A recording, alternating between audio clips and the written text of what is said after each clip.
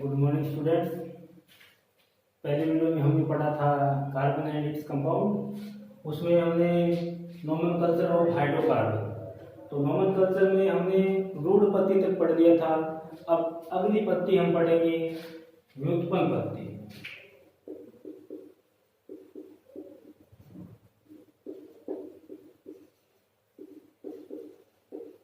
Derived system.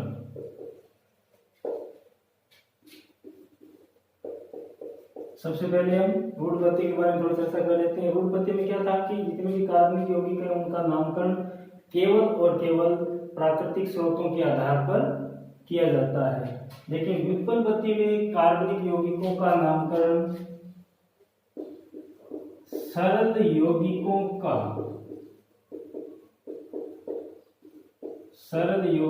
का व्युत्पन्न मानकर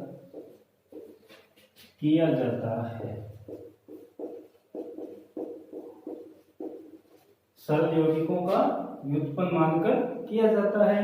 तो सबसे पहले जैसे मैं उदाहरण देता हूं CH4, ये क्या है? कोई सरल यौगिक है, सरल यौगिक। अब इस सरल यौगिक का व्युत्पन्न क्या है? CH3 CH CH3 CH3। अब एक बात और, व्युत्पन्न पत्ती में ध्यान ये रखना है कि कभी भी व्युत्पन्न पत्ती में हम अंकन नहीं करेंगे। तो सबसे पहले जो बाहर वाले समूह हैं उनको क्या मानते हैं हम? प्रतिस्थापी। बीच वाला क्या हो गया? अलग से बच गया। तो कितने एक जैसे प्रतिस्थापी समूह हैं? 3 है। तो 3 के लिए हम क्या लिखेंगे? ट्राई। है कौन सा समूह है? मेथिल। Try methyl. बीच वाला क्या बच गया? एक कार्बन का है, तो उसके लिए क्या लिख देंगे? मेथेन। तो CH4 का ये क्या है? व्युत्पन्न है, और ये व्युत्पन्न का क्या है? नाम है। तो ट्राई मेथिल मेथेन। दूसरा भी हम इसका व्युत्पन्न ले सकते हैं, CH C2H5 C2H5 C2H5। Same ऐसा ही है, लेकिन एल्किल समूह क्या है? चेंज है थोड़ा सा। तो बाहर वाले एक जैसे कितने प्रतिस्थापी समूह हैं? 3 है। 3 के लिए हम क्या लगा देंगे? ट्राई। है कौन सा प्रतिस्थापी समूह है? एथिल। तो क्या लगा देंगे? एथिल। और बीच वाला एक ही है, इसके लिए क्या लगा देंगे? मेथेन। तो क्या होगा इसका? Try ethyl methane. तो मेथेन का ये दोनों क्या है? सरल व्युत्पन्न है। ठीक है। दूसरा उदाहरण लेते हैं हम CH3OH। तो CH3OH को क्या बोलते हैं? कार्बिनोल। CH3OH को क्या बोलते हैं? कार्बिनोल। ध्यान ये रखना है, यदि एक एल्किल समूह के साथ OH समूह जुड़ा हो तो उस समूह को हम क्या बोलेंगे? कार्बिनोल। अब इसके हम क्या देखते हैं? एग्जांपल देखते हैं। CH3 CH2OH। ठीक है। तो यहाँ पर देखो, एक एल्किल समूह के साथ क्या जुड़ा हुआ है? OH जुड़ा हुआ है, तो इसको हम क्या मान लेंगे? कार्बिनोल। अब बचा क्या है? एक एल्किल समूह है। इस एक एल्किल समूह के लिए हम क्या लिखते हैं? मेथिल। क्या लिखते हैं?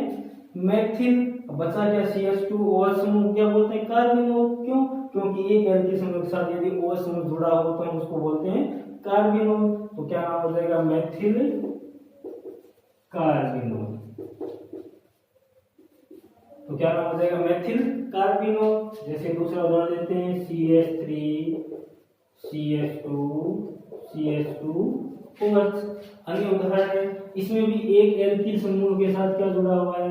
OH समूह जुड़ा हुआ है, तो इसको क्या मान लेंगे? कार्बिनोल। बाकी 2 समूह बचे हैं, इसके 2 के लिए क्या लिख देंगे? 2 के लिए क्या होता है? एथिल। क्या होता है? एथिल।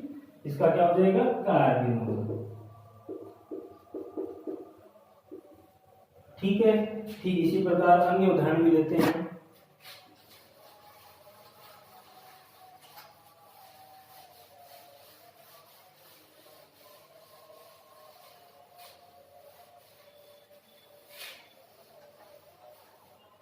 अन्य उदाहरण लेते हैं CH3 CH CH3 CH2OH। ठीक है, अब इस एक एल्किल समूह के साथ क्या जुड़ा हुआ है, OH समूह है, तो इसको हम क्या मान लेंगे, कार्बिनोल। अब बाकी जो बचा हुआ है, यदि 2 नंबर कार्बन पर कोई एल्किल समूह जुड़ा हो तब उसके लिए हम क्या लिखते हैं, आइसो। क्या लिखते हैं, आइसो। ठीक है, अब कितने टोटल कार्बन कितने हैं, 3 हैं, यानी 3 एल्किल समूह है, तो 3 के लिए क्या लगा देंगे, प्रोपिल। ध्यान ये रखना है व्युत्पन्न पत्ती में कभी भी जैसे प्रोपेन, एथेन, लास्ट में जो एन ये आता है ये नहीं लगाना है, सिर्फ और सिर्फ प्रतिस्थापी के रूप में ही दर्शाना है। तो क्या हो जाएगा, आइसोप्रोपिल। इसका क्या नाम लिख देंगे, कार्बिनोल। तो क्या नाम हो जाएगा, आइसोप्रोपिल कार्बिनोल। अगला उदाहरण लेते हैं, CH3COH C2H5 CH CH3 CH3। ठीक है, तो सबसे पहले हमें ध्यान ये रखना है कार्बिनोल पत्ती में कार्बिनोल समूह को अलग कर देना है। ये दो, ये क्या हो गया, कार्बिनोल समूह है। अब जो बाहर बचे हैं सबसे उनका नाम लिखेंगे, सबसे पहले इसका लिखेंगे। तो ये क्या है, CH3, CH3 को क्या बोल देंगे, मेथिल। क्या बोल देंगे, मेथिल। अब इसके बाद ऊपर वाला समूह बचा है, इसको क्या बोल देंगे, एथिल। क्या बोल देंगे, एथिल। अब ये नीचे वाला समूह बचा है, जब 2 नंबर कार्बन पर कोई एल्किल समूह जुड़ा हो तब क्या लगाते हैं, आइसो। आइसो। उसके बाद टोटल कार्बन काउंट कितने हैं, 3, तो क्या हो जाएगा, आइसोप्रोपिल। तो मेथिल, एथिल, आइसोप्रोपिल। अब ये जो बच गया इसके लिए क्या बोलेंगे, कार्बिनोल। ठीक है, तो इसके लिए क्या हो जाएगा, मेथिल, एथिल, आइसोप्रोपिल, कार्बिनोल। तो ये किसका व्युत्पन्न हो गया है, कार्बिनोल का। अब तीसरा उदाहरण लेते हैं हम, CH3COOH। क्या बोलते हैं इसे, एसिटिक अम्ल।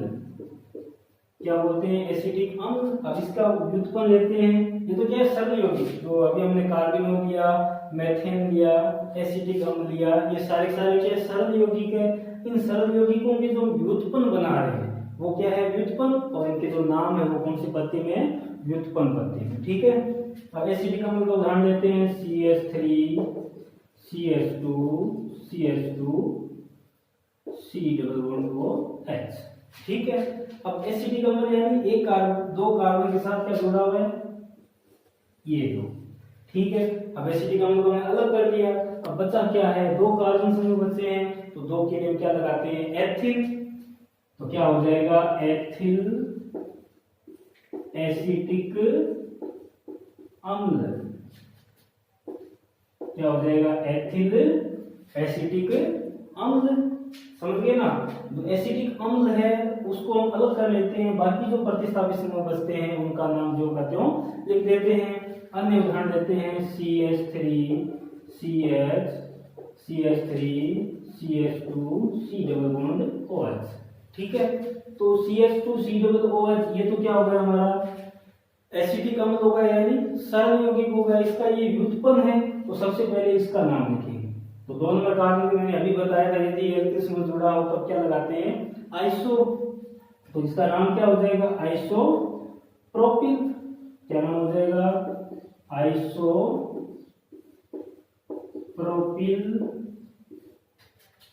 एसिटिक अम्ल।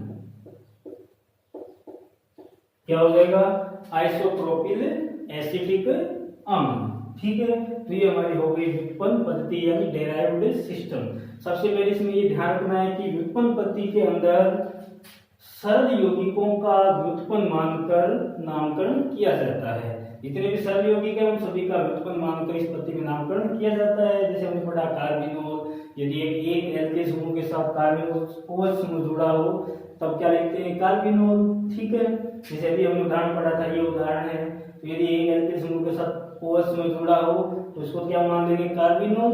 बाकी बचे समूह को को प्रतिस्थापित रूप में लिख देंगे। तो इसके लिए क्या लिखा, आइसोप्रोपिल कार्बोनॉल। ठीक है, तो ये है व्युत्पन्न पद्धति। अब इसके बाद में 3 नंबर पे पढ़ते हैं हम आईपीएससी पद्धति।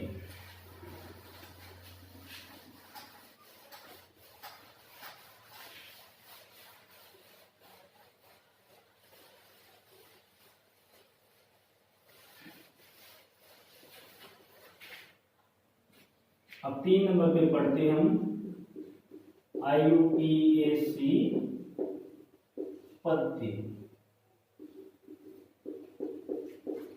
ठीक है, तो प्यारे बच्चों सबसे पहले ये ध्यान रखना है, ये क्या है, सबसे बड़ी अंतरराष्ट्रीय पद्धति है। क्या है, ये सबसे बड़ी अंतरराष्ट्रीय पद्धति है। इस पद्धति में सभी कार्बनिक यौगिकों का नामकरण किया जा सकता है। ध्यान ये रखना है, सबसे बड़ी अंतरराष्ट्रीय पद्धति है और इस पद्धति में जितने भी कार्बनिक कंपाउंड है उन सभी का नामकरण किया जा सकता है, जो कि क्या है, सर्वत्र मान्य है। जो कि क्या है, सर्वत्र मान्य है। यानी इस पद्धति द्वारा जो भी कार्बनिक कंपाउंड का नामकरण किया जाता है वो सभी जगह मान्य है, इसलिए सबसे बड़ी अंतरराष्ट्रीय पद्धति है। अब सबसे पहले इस पद्धति में आईपीएससी का पढ़ते हैं फुल फॉर्म। ठीक है, तो आईपीएससी में फुल फॉर्म क्या, आई का क्या है, इंटरनेशनल, ठीक है, इंटरनेशनल यूनियन ऑफ, पी का क्या हो जाएगा, प्योर, एंड ए का क्या हो जाएगा, अप्लाइड, और सी का क्या हो जाएगा, केमिस्ट्री। ठीक है, तो आईपीएससी पद्धति की फुल फॉर्म क्या है, international union of pure and applied chemistry. अब इसके बाद में सबसे पहले ये ध्यान रखना है कि आईपीएससी पद्धति में सर्व यौगिकों का नामकरण किया जाता है, जैसे एल्केन, एल्कीन एवं एल्काइन। आईपीएससी पद्धति में इन हाइड्रोकार्बन यौगिकों का नामकरण किया जाता है। इनके नामकरण के लिए आईपीएससी पद्धति के सामान्य कुछ नियम हैं। ठीक है, अब सबसे पहले इसमें 3 नियम है। सबसे पहला नियम क्या है कि जो भी कोई कार्बनिक श्रृंखला है, कार्बनिक श्रृंखला में उपस्थित कार्बन परमाणु की, कार्बनिक श्रृंखला में उपस्थित कार्बन परमाणु की संख्या के आधार पर पूर्व लगन लिखा जाता है। क्या लिखा जाता है, पूर्व लगन, यानी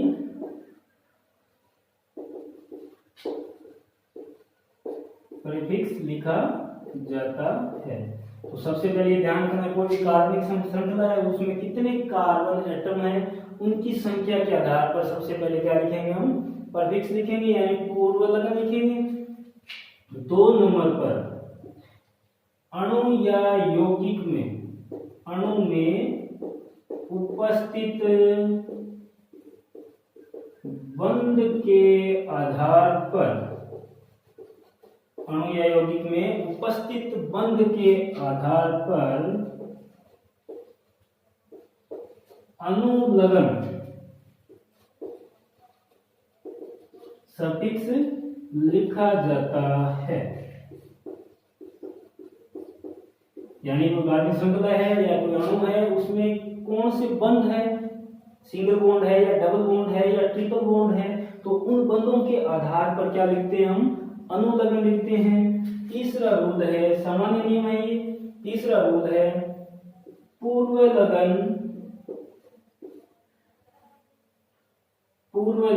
एवं अनुलग्न को जोड़कर पूर्व लग्न एवं अनुलग्न को जोड़कर हाइड्रोकार्बन का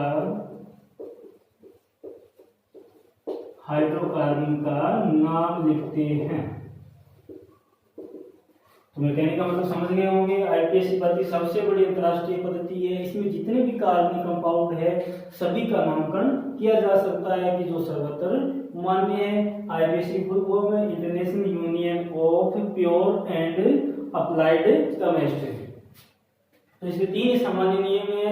कोई भी कार्बनिक श्रृंखला है, उस कार्बनिक श्रृंखला में जितने कार्बन एटम है उनकी संख्या के आधार पर सबसे पहले क्या लिखते हैं, पूर्व लग्न लिखते हैं, और अणु में उपस्थित बंधों के आधार पर यानी सिंगल बॉन्ड या डबल बॉन्ड या ट्रिपल बॉन्ड हो तो क्या लिखते हैं, अनुलग्न लिखते हैं। फिर पूर्व लग्न और अनुलग्न दोनों को जोड़कर हाइड्रोकार्बन का नाम लिखते हैं। तो सबसे पहले बात ये आती है कि पूर्व लग्न और अनुलग्न होते क्या हैं। पूर्व यानी पहले, लगन यानी जुड़ना, तो पूर्व लगन हमेशा पहले लिखे जाएंगे, और अनु यानी पीछे, लगन यानी जुड़ना, जो पीछे जुड़ते हैं वो क्या होते हैं, अनुलग्न होते हैं। तो सबसे पहले बात करते हैं पूर्व लगन की।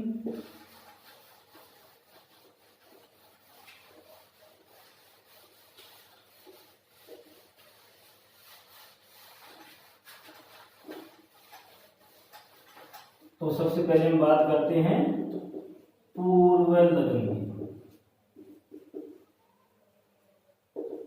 ठीक है, तो पूर्व लगन में, पूर्व लगन का मतलब समझ गए ना, जो पहले लिखते हैं, पूर्व का मतलब पहले लिखते हैं वो क्या होता है, पूर्व लगन। अब सबसे पहले कार्बन परमाणु की संख्या, ठीक है, अब यहां पर लिख देते हैं पूर्व लगन। तो सबसे पहले C1, यदि श्रृंखला में एक ही कार्बन हो तो पूर्व लगन के रूप में क्या लिखेंगे, मैथ। ठीक है, यदि कार्बनिक श्रृंखला में 2 कार्बन हो तो क्या लिखेंगे, एथ। यदि कार्बनिक श्रृंखला में 3 कार्बन हो तो क्या लिखेंगे, प्रो। यदि कार्बनिक श्रृंखला में 4 कार्बन परमाणु हो तो क्या लिखेंगे, ब्यूट। यदि 5 हो तो पेंट, यदि 6 हो तो हेक्स, यदि 7 हो तो हेप्ट, यदि 8 हो तो ऑक्ट, यदि 9 हो तो नोन, और यदि 10 हो तो डेक। ये जितने कार्बनिक श्रृंखला में कार्बन परमाणु होंगे उसकी संख्या के आधार पर हम ये क्या लिखेंगे, पूर्व लगन, C1 से लेकर C10 तक। ठीक है, अब इसके बाद में बात करते हैं हम अनुलग्न की। अनुलग्न, अनु यानी पीछे, मतलब पूर्व लगन लिखने के बाद में जो हम लिखते हैं वो क्या होता है, अनुलग्न। ठीक है, तो अनुलग्न हमेशा और हमेशा किसके आधार पर लिखे जाते हैं, बंधों के आधार पर। किसके आधार पर लिखे जाते हैं, बंधों के आधार पर। यदि कोई श्रृंखला है उसमें कार्बन कार्बन के मध्य सभी में क्या है, सिंगल बॉन्ड है, तो इसको क्या बोलेंगे हम, एल्केन। क्या बोलेंगे, एल्केन। तो इसका अनुलग्न क्या होगा, अनुलग्न क्या लगाएंगे, एन। ठीक है, यदि कोई कार्बन श्रृंखला हो उसमें प्रत्येक कार्बन परमाणु के मध्य सिंगल बॉन्ड हो यानी एकल बंध हो तो उसे क्या बोलते हैं, एल्केन। तब इसके लिए अनुलग्न क्या लिखेंगे, एन। दूसरा है, यदि कार्बनिक श्रृंखला में कार्बन कार्बन के मध्य डबल बॉन्ड हो, कार्बन कार्बन के मध्य डबल बॉन्ड हो यानी द्विबंध हो तो उसके लिए अनुलग्न हम क्या लिखेंगे, इन, यानी इसको क्या बोलेंगे, एल्कीन। ठीक है, अब इसके बाद में 3 नंबर पे, यदि कार्बन कार्बन के मध्य ट्रिपल बॉन्ड हो, यदि कार्बन कार्बन के मध्य को श्रृंखला में त्रिबंध हो तो इसके लिए अनुलग्न क्या लिखेंगे, आइन। ठीक है, तब इनको क्या बोलेंगे, एल्काइन। तो कहने का मतलब समझ गए आप।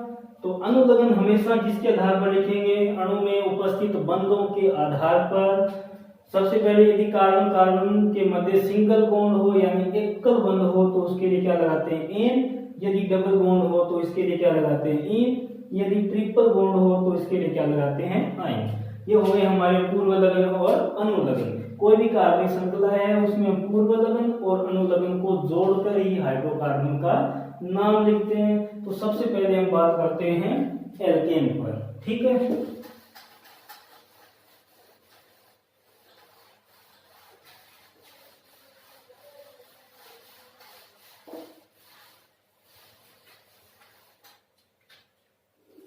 तो सबसे पहले बात करते हैं हम एल्केन।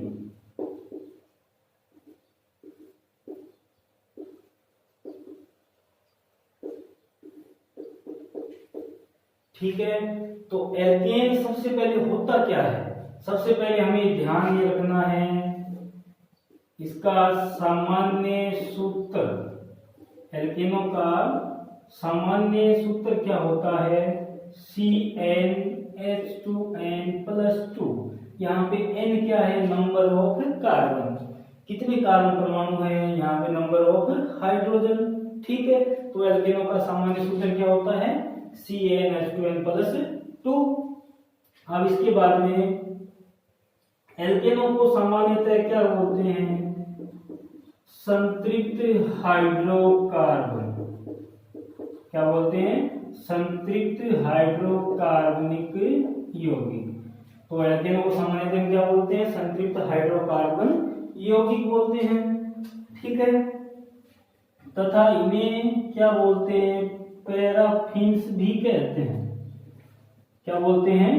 पैराफिन्स भी कहते हैं। यानी एल्केनों को सामान्यतः संतृप्त हाइड्रोकार्बन यौगिक कहा जाता है और साथ ही क्या कहा जाता है? पैराफिन्स भी कहा जाता है। तो सबसे पहले ध्यान रखना है एल्केनों का सामान्य सूत्र CnH2n+2 होता है। संतृप्त हाइड्रोकार्बनिक यौगिक है और ये क्या कहते हैं? पैराफिन्स भी कहते हैं। तो एल्केनों के सामान्य नियम सिंपल से हैं, 4-5 नियम है, थोड़ा सा ध्यान रखना है। तो एल्केनों का सामान्य नियम, सबसे पहला नियम क्या है? हमेशा ध्यान रखना, सबसे पहले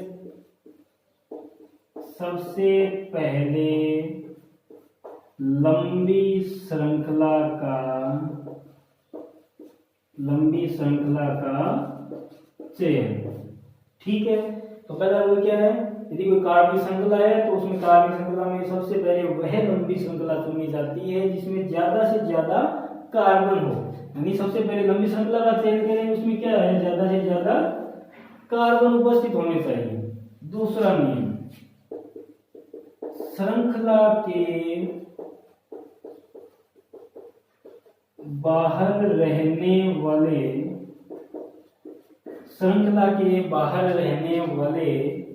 समूहों को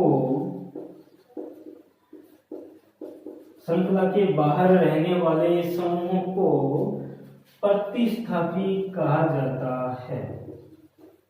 श्रृंखला के बाहर रहने वाले समूहों को प्रतिस्थापी कहा जाता है। ध्यान रखना ये बात। सबसे पहले लंबी श्रृंखला का चयन करते हैं, यदि श्रृंखला के बाहर कुछ समूह बच जाते हैं तो उन्हें क्या कहते हैं? प्रतिस्थापी। 3 नंबर रूल, प्रतिस्थापियों का नामकरण अंग्रेजी वर्णमाला के अनुसार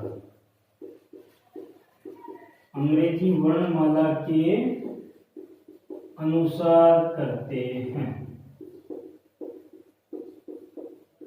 अंग्रेजी वर्णमाला यानी अल्फाबेट, यानी ABC। जैसे कोई प्रतिस्थापी हो, जैसे मेथेन, एथेन, क्लोरो, जैसे ये प्रतिस्थापी है तो इसमें देखो M है, इसमें E है, इसमें C है। यानी अंग्रेजी वर्णमाला में सबसे पहले कौन आता है? जैसे C आता है तो इसी प्रतिस्थापी का क्या लिखेंगे? सबसे पहले नाम लिखेंगे। कहने का मतलब प्रतिस्थापियों का नामकरण हमेशा अंग्रेजी वर्णमाला के अनुसार करते हैं। अब इसके बाद में है, यदि 2 या 2 से अधिक दो या दो से अधिक एक जैसे प्रतिस्थापी, एक जैसे प्रतिस्थापी श्रृंखला में उपस्थित हो तो उनके लिए क्रमशः मोनो, डाई, ट्राई, टेट्रा आदि शब्दों का प्रयोग करते हैं। यदि एक जैसे दो या दो से अधिक प्रतिस्थापी हो तो उनके लिए क्रमशः क्या करते हैं, डाई, ट्राई, टेट्रा आदि शब्दों का प्रयोग करते हैं। अब लास्ट नियम है, पांचवा नियम है अंकन।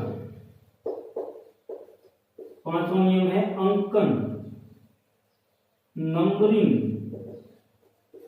यदि कोई लंबी श्रृंखला है, उस श्रृंखला में हमें क्या करना है, अंकन करना है। अंकन मतलब अंक देने हैं। अब सबसे कम अंक उस सिरे को या उस कार्बन को देने हैं जिस सिरे पर प्रतिस्थापी समूह है सबसे पहले आता हो। आगे हम उदाहरण में समझ लेंगे इसको। यानी अंकन हमेशा उस सिरे से करेंगे जिधर से कार्बन को कम से कम अंक मिले, यानी प्रतिस्थापी को कम से कम अंक मिले। ठीक है। छठा नियम है अंक व नाम के मध्य, ऊपर लिख देता हूं, अंक व नाम के मध्य हाइफन, यानी इस संकेत का प्रयोग करते हैं। अंक व नाम के मध्य हमेशा हाइफन व दो अंकों के मध्य, व दो अंकों के मध्य कोमा का प्रयोग करते हैं। तो कहने का मतलब समझ गए होंगे। तो सबसे पहले सामान्य नियम एल्केन के, सबसे पहले एक लंबी श्रृंखला का चयन करेंगे। लंबी श्रृंखला का चयन करने के बाद जो बाहर जो समूह बच जाते हैं उनको क्या बोलते हैं, प्रतिस्थापी। इन प्रतिस्थापियों का नामकरण हमेशा अंग्रेजी वर्णमाला अल्फाबेट के अनुसार ही करते हैं। यदि श्रृंखला में दो या दो से अधिक एक जैसे प्रतिस्थापी उपस्थित हो तो उनके लिए क्रमशः मोनो, डाई, ट्राई, टेट्रा शब्दों का प्रयोग करते हैं। सबसे मोस्ट इंपोर्टेंट रूल ये है अंकन। अंकन हमेशा उस सिरे से ही करेंगे जिधर से प्रतिस्थापी को कम से कम अंक मिले, वो भी अल्फाबेट के आधार पर। और लास्ट रूल है अंक व नाम के मध्य हमेशा किस शब्द का प्रयोग करेंगे, हाइफन, व दो अंकों के मध्य कोमा का प्रयोग करेंगे। ये सारे रूल हम उदाहरणों द्वारा समझते हैं। देखिएगा,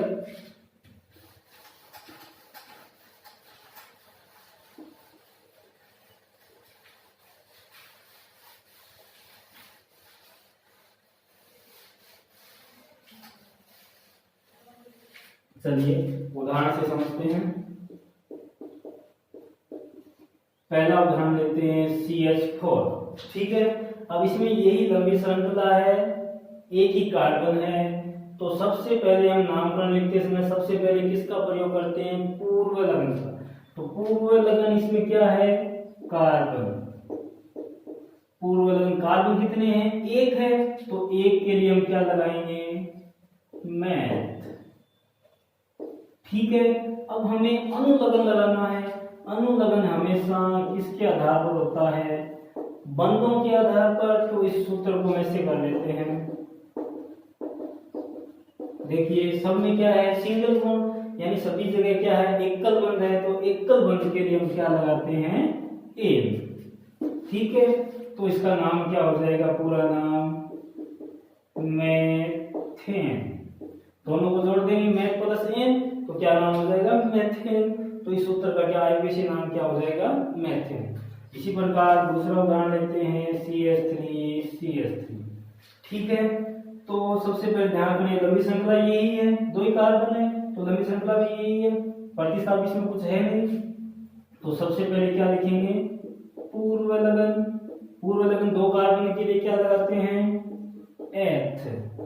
अब इसके बाद में क्या लगाएंगे, अनुलगन। अनुलगन यानी बंधों के आधार पर। तो प्रत्येक कार्बन में क्या है, सिंगल बॉन्ड। क्या है, सिंगल बॉन्ड है तो अनुलग्न क्या आ जाएगा, एन, तो नाम क्या हो जाएगा, एथेन। ऐसे लेके हम 1 से लेकर 10 कार्बन तक सीधा सा कर सकते हैं, ठीक है।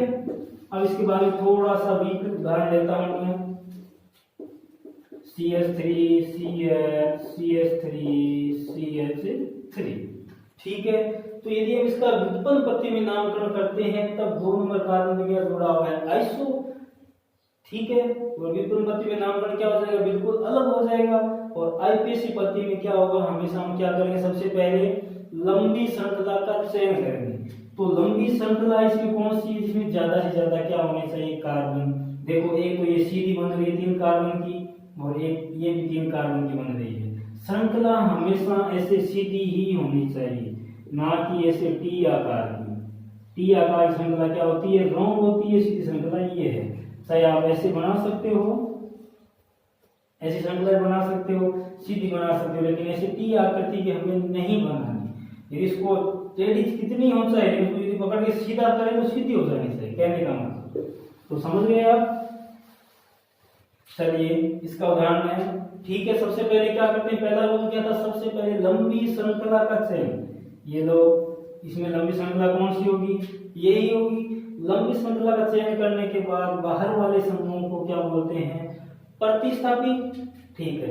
ये बाहर वाला समूह क्या हो गया, प्रतिस्थापी। अब इसके बाद में क्या करते हैं, अंकन। तो अंकन हमेशा किस सिरे से करेंगे, जिधर से प्रतिस्थापी को कम से कम अंक मिले। तो दोनों साइड देखो, यहां से यदि करते हैं 1 2, तो दोनों में प्रतिस्थापी आ रहा है। यदि यहां से भी करते हैं तो 1 2, तो दोनों साइड किधर से करो, एक ही बात है। तो 1 2 3। सबसे पहले हम नामकरण में किसका नाम लिखेंगे, प्रतिस्थापी का। तो प्रतिस्थापी क्या है, यहाँ पर CH3 को क्या बोलते हैं, मेथिल। उस प्रतिस्थापी आपको मैं बता देता हूं, CH3 को क्या बोलते हैं, मेथिल। CH2 CH3 को क्या बोलते हैं, एथिल। CH2 CH2 CH3 को क्या बोलते हैं, प्रोपिल। NO2 को क्या बोलते हैं, नाइट्रो। Cl को क्या बोलते हैं, क्लोरो। F को क्या बोलते हैं, फ्लोरो। B को क्या बोलते हैं, ब्रोमो। I को क्या बोलते हैं, आयोडो। ठीक है, ये कुछ प्रतिस्थापी है तो हमेशा ध्यान रखना है। लास्ट में हमेशा क्या लगाना है, एल्किल समूह के इल लगाना है, वो किस रूप में, प्रतिस्थापी के रूप में। तो सबसे पहले देखो यहाँ पे नंबरिंग हमने कर लिया। नंबरिंग करने के बाद सबसे पहले किसका नाम लिखेंगे, प्रतिस्थापी का। अब प्रतिस्थापी देखो यहाँ पे क्या है, CH3 है। CH3 के लिए हम क्या बोलते हैं, मेथिल। अब ये और ध्यान रखना है कि अंकन को भी हमें दर्शाना है, अंकन की पोजीशन भी हमें दर्शानी है। यहाँ पर 2 नंबर पे क्या जुड़ा हुआ है, मेथिल समूह जुड़ा हुआ है। तो सबसे पहले क्या लिखेंगे, 2 के बाद में क्या है, कितने नंबर पे जुड़ा हुआ है, 2 पे। तो 2 पे कौन सा समूह है, मेथिल। अब मैंने एक बात और भी बताई थी, लास्ट रूल बताया था कि अंक व नाम के मध्य हमेशा किसका प्रयोग करते हैं, हाइफन का प्रयोग करते हैं। किसका प्रयोग करते हैं, हाइफन का प्रयोग करते हैं। और 2 अंकों के मध्य किसका करते हैं, कोमा का। तो 2 मेथिल, ठीक है। अब प्रतिस्थापी का हो गया। प्रतिस्थापी के बाद में मूल श्रृंखला का। मूल श्रृंखला कितने कार्बन की है, 3 कार्बन की। तो 3 कार्बन के लिए क्या लगाते हैं, हमेशा पूर्व लगन क्या लगाते हैं, प्रोप। क्या लगाते हैं, प्रोप। अब लगाना है हमें अनुलग्न। अनुलग्न भी किसके आधार पर लगाते हैं, अणु में उपस्थित बंधों के आधार पर। तो सब जगह क्या है, सिंगल बॉन्ड है। तो सिंगल बॉन्ड के लिए हम क्या लगाएंगे, एन, ठीक है। तो क्या नाम हो जाएगा, प्रोपेन। तो इस यौगिक का नाम क्या हो गया, 2 मेथिल प्रोपेन, ठीक है। अगला उदाहरण लेते हैं, CH3 CH Cl CH Br CH3, ठीक है। तो सबसे पहले हमें यौगिक को देखते ही सबसे पहले नियम हमें ध्यान में आ जाना चाहिए, कौन सा, लंबी श्रृंखला का। तो लंबी श्रृंखला इसमें कौन सी हो रही है, ये 20 वाली हो रही है, जिसमें ज्यादा से ज्यादा कार्बन है, 4 कार्बन है। अब उसके बाद लंबी श्रृंखला का चयन करने के बाद में बाहर वाले समूह को क्या बोलेंगे, प्रतिस्थापी। अब प्रतिस्थापी हो गए, अब इसके बाद में क्या करेंगे, अंकन। अंकन भी हमेशा किस सीरीज से करेंगे, प्रतिस्थापी को कम से कम अंक मिलना चाहिए। अब देखो यहाँ पर, देखो यहाँ से करते हैं 1 2, ठीक है, दोनों में प्रतिस्थापी आ रहा है, यहाँ से करते हैं तो 1 2, दोनों में प्रतिस्थापी आ रहा है। अब इसमें हम दोनों जगह सेम था तो कहीं से भी कर दिया, लेकिन ये इसमें लागू नहीं होता है। ध्यान ये रखना है कि यहाँ पर 2 पे क्या आ रहा है, ब्रोमो, और यहाँ पे 2 पे क्या आ रहा है, क्लोरो। तो ब्रोमो को हम इंग्लिश में लिखते हैं BROMO, क्लोरो को CHLORO। तो ब्रोमो में यहाँ पर क्या है, B है, और क्लोरो में यहाँ पर क्या है, C है। तो सबसे पहले अल्फाबेट में कौन सा आता है, B। तो सबसे पहले हम नंबरिंग किसको देंगे, B को, यानी ब्रोमो को देंगे, ठीक है। तो ये न कि क्लोरो को। तो नंबरिंग किधर से करेंगे, इधर से 1 2 3 4, ठीक है। यदि आपकी श्रृंखला का चयन सही हो, यदि अंकन सही हो, तो आपका 100% नामकरण क्या होगा, बिल्कुल सही होगा। तो सबसे पहले किसका लिखेंगे, प्रतिस्थापी का। प्रतिस्थापी का भी किस आधार पर लिखेंगे, अल्फाबेट के आधार पर। तो अल्फाबेट के आधार पर 2 नंबर पे क्या आ रहा है, ब्रोमो आ रहा है, तो क्या लिखेंगे, ब्रोमो 2। पहले पोजीशन दर्शाएंगे कितने नंबर पे, 2 पे, फिर उसके बाद में हाइफन 2 ब्रोमो, ठीक है। अब उसके बाद में आगे 3 पे क्या आ रहा है, क्लोरो आ रहा है, तो 2 ब्रोमो, फिर हाइफन, फिर 3, फिर हाइफन, फिर क्या लगा देंगे, क्लोरो, 2 ब्रोमो 3 क्लोरो। अब टोटल कार्बन कितने हैं श्रृंखला के अंदर, 4 कार्बन है। तो 4 कार्बन के लिए पूर्व लगन क्या लगाएंगे, ब्यूट, क्या लगाएंगे, ब्यूट, ठीक है। अब प्रत्येक में क्या है, सिंगल बॉन्ड है, तो सिंगल बॉन्ड के लिए अनुलग्न क्या लगा देंगे, एन। कहने का मतलब समझ गए होंगे। तो 2 ब्रोमो 3 क्लोरो ब्यूटेन इस कंपाउंड का आईपीएसी नाम होगा, ठीक है। वो उदाहरण करते हैं।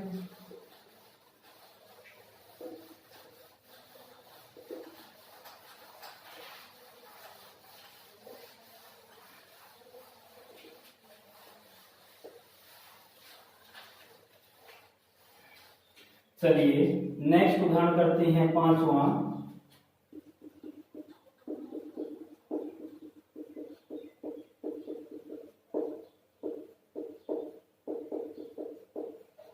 ठीक है, ये कोई क्या है, कार्बनिक श्रृंखला। तो सबसे पहले इसमें ध्यान रखना है, सबसे पहले क्या करना है, लंबी श्रृंखला का चयन। यदि हम ऐसे करते हैं, सीधी करते हैं, तो 1 2 3 4 4 कार्बन होते हैं। और यदि हम ऐसे करते हैं तो इसमें कितने कार्बन हो रहे हैं, 5, 1 2 3, और यहाँ पे देखो C2H5 है, यानी 2 कार्बन को मैंने साथ में लिखा है, CH2 CH3, ठीक है। इन दोनों को साथ में लिख दिया, उसका क्या हो गया, C2H5। 2 कार्बन है, तो कौन सी श्रृंखला बनेगी भाई, सीधी सी बात है, जो लंबी श्रृंखला होगी जिसमें ज्यादा से ज्यादा कार्बन होंगे वही बनेगी। तो टोटल कार्बन कितने होंगे, 5 होंगे। अब जो बाहर बच गए उन समूहों को हम क्या बोल देते हैं, प्रतिस्थापी। अब प्रतिस्थापी का नामकरण भी किधर से करेंगे, अल्फाबेट के आधार पर करेंगे। तो सबसे पहले बताओ, अंकन करना है, अंकन किधर से करें। अब यहाँ पर देखो 1 2, 2 नंबर पे क्या आ रहा है, नाइट्रो समूह आ रहा है। और यहाँ पर यदि 1 2, सीधा ऐसे नहीं करना है, 1 2, यहाँ पर कार्बन 2 है, इसलिए क्या करना है, 1 2, ये 3 नंबर पे आएगा। यहाँ पर 2 नंबर पे प्रतिस्थापी आ रहा है, यहाँ पर 3 नंबर पे आ रहा है। तो स्वाभाविक सी बात है, जिसको कम से कम अंक मिलेंगे उधर से हम क्या करेंगे, नंबरिंग करेंगे। तो 1 2 3 4 5, ठीक है। अब ये हमने क्या कर लिया, अंकन कर लिया, नंबरिंग कर ली। तो सबसे पहले हम किसका नाम लिखेंगे, प्रतिस्थापी का। 2 प्रतिस्थापी हैं, CH3 को क्या बोलते हैं, मेथिल। NO2 को क्या बोलते हैं, नाइट्रो। मेथिल और नाइट्रो, मेथिल में क्या आ रहा है, M, नाइट्रो में क्या आ रहा है, N आ रहा है। तो हम सबसे पहले किसका लिखेंगे, M का। किसका लिखेंगे, M का। तो 3 नंबर पे क्या जुड़ा हुआ है, मेथिल, तो 3 मेथिल, ठीक है। अब इसके बाद में है 2 नंबर पे क्या जुड़ा हुआ है, नाइट्रो। 2 nitro, 3 methyl 2 nitro. अब टोटल कितने कार्बन अणु है, परमाणु है श्रृंखला के अंदर, कितने हैं 5। तो 5 के लिए क्या लिख देंगे, पेंट। क्या लिख देंगे, पेंट लिख देंगे। अब इसके बाद में प्रत्येक में क्या जुड़ा हुआ है, सिंगल बॉन्ड है, तो सिंगल बॉन्ड के लिए क्या लगा देंगे, एन। तो क्या नाम हो जाएगा, 3 मेथिल 2 नाइट्रो पेंटेन। ठीक है, इसका नाम क्या होगा, 3 मेथिल 2 नाइट्रो पेंटेन। अगला उदाहरण लेते हैं हम।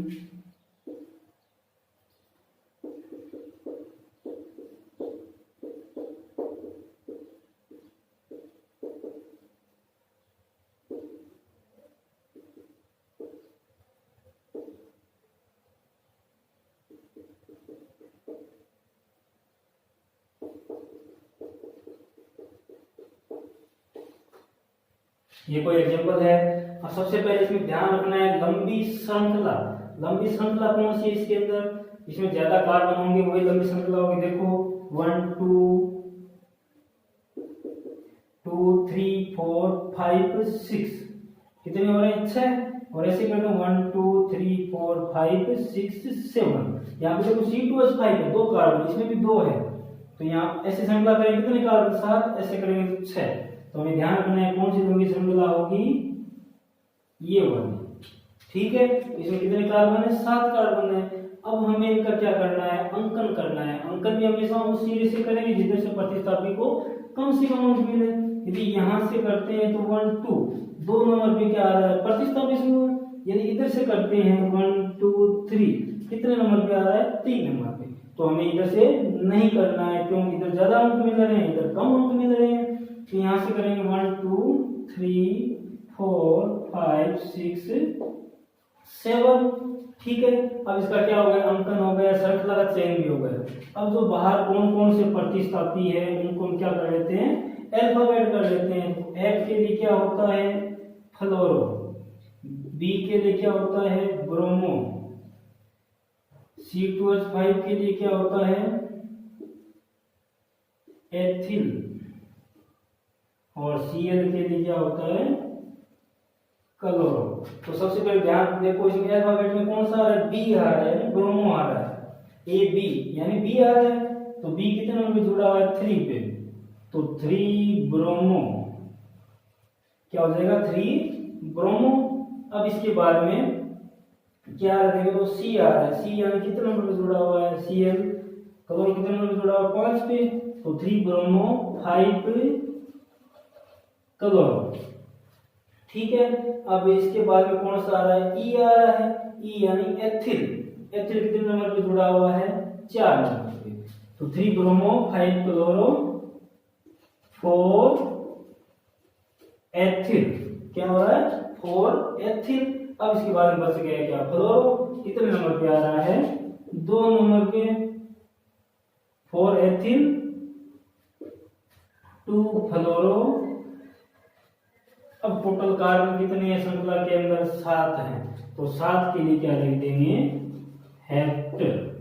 और हेप्ट के साथ प्रत्येक में सिंगल बॉन्ड है, सिंगल बॉन्ड के लिए क्या लगा देंगे, एन। ठीक है, ऐसे बहुत सारे उदाहरण हैं जो हम, कितने उदाहरण करो, कितने नामकरण करो, आईपीएस पद्धति के अंदर बहुत सारे असंख्य कार्बनिक कंपाउंड है। ठीक है, जो मुख्य रूल है एल्केन के अंदर सामान्य यही है। अब इसके बाद में है एल्कीन। एल्कीन के बाद किसका नामकरण करेंगे, एल्कीन का, जो हम नेक्स्ट वीडियो के अंदर एल्कीन का नामकरण करेंगे। ठीक है, आज के लिए इतना ही। जय हिंद, जय भारत।